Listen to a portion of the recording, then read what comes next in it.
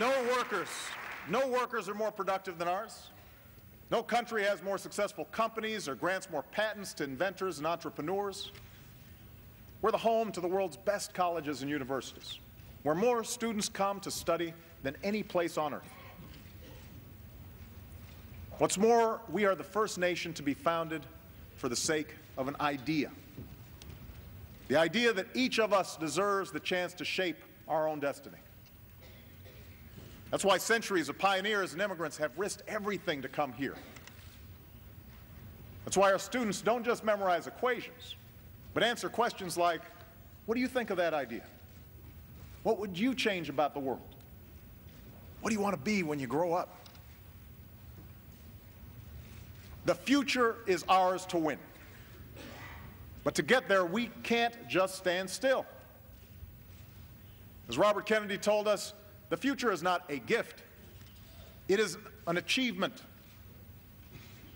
Sustaining the American dream has never been about standing pat. It has required each generation to sacrifice and struggle and meet the demands of a new age. And now it's our turn. We know what it takes to compete for the jobs and industries of our time. We need to out-innovate, out-educate, and out-build the rest of the world.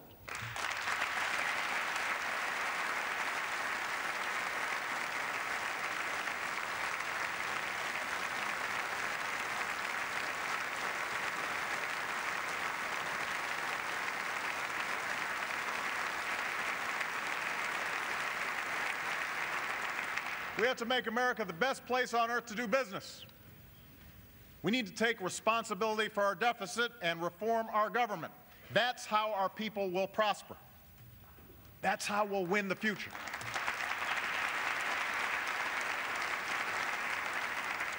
And tonight I'd like to talk about how we get there. The first step in winning the future is encouraging American innovation.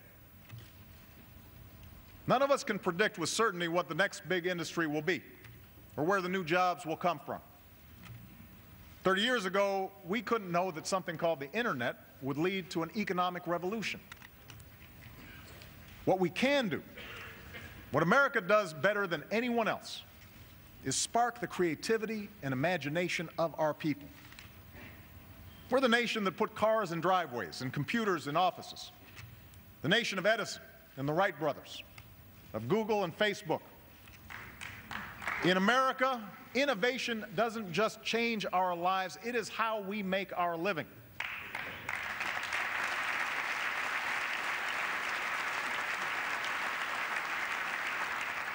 Our free enterprise system is what drives innovation.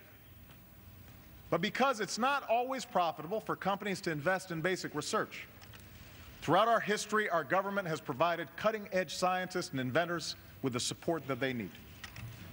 That's what planted the seeds for the Internet. That's what helped make possible things like computer chips and GPS. Just think of all the good jobs, from manufacturing to retail, that have come from these breakthroughs.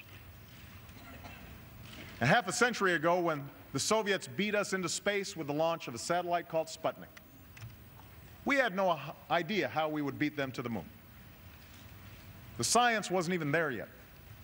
NASA didn't exist. But after investing in better research and education, we didn't just surpass the Soviets. We unleashed a wave of innovation that created new industries and millions of new jobs. This is our generation's Sputnik moment. 2 years ago, I said that we needed to reach a level of research and development we haven't seen since the height of the space race.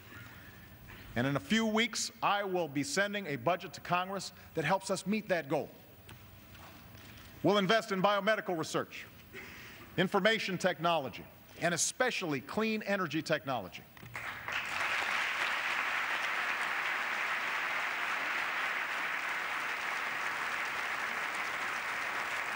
An investment that will strengthen our security, protect our planet, and create countless new jobs for our people. Already we're seeing the promise of renewable energy. Robert and Gary Allen are brothers who run a small Michigan roofing company. After September 11th, they volunteered their best roofers to help repair the Pentagon. but half of their factory went unused, and the recession hit them hard. Today, with the help of a government loan, that empty space is being used to manufacture solar shingles that are being sold all across the country. In Robert's words, we reinvented ourselves. That's what Americans have done for over 200 years. Reinvented ourselves. And to spur on more success stories like the Allen brothers, we've begun to reinvent our energy policy. We're not just handing out money. We're issuing a challenge. We're telling America's scientists and engineers that if they assemble teams of the best minds in their fields and focus on the hardest problems in clean energy, we'll fund the Apollo projects of our time. At the California Institute of Technology, they're developing a way to turn sunlight and water into fuel for our cars. At Oak Ridge National Laboratory, they're using supercomputers to get a lot more power out of our nuclear facilities. With more research and incentives, we can break our dependence on oil with biofuels and become the first country to have 1 million electric vehicles on the road by 2015.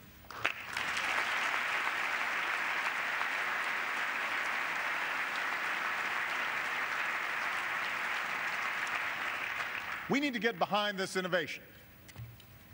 And to help pay for it, I'm asking Congress to eliminate the billions in taxpayer dollars we currently give to oil companies.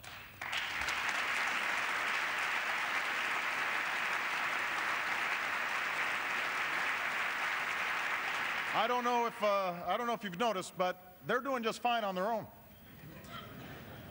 So instead of subsidizing yesterday's energy, let's invest in tomorrow's. Now, clean energy breakthroughs will only translate into clean energy jobs if businesses know there will be a market for what they're selling. So tonight, I challenge you to join me in setting a new goal. By 2035, 80% of America's electricity will come from clean energy sources.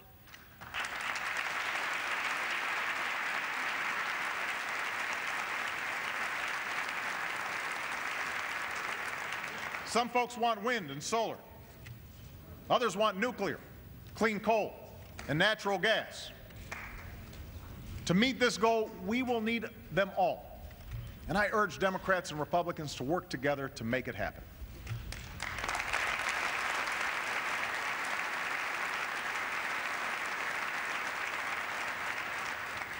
Maintaining our leadership in research and technology is crucial to America's success. But if we want to win the future, if we want innovation to produce jobs in America and not overseas, then we also have to win the race to educate our kids. Think about it. Over the next 10 years, nearly half of all new jobs will require education that goes beyond a high school education. And yet, as many as a quarter of our students aren't even finishing high school.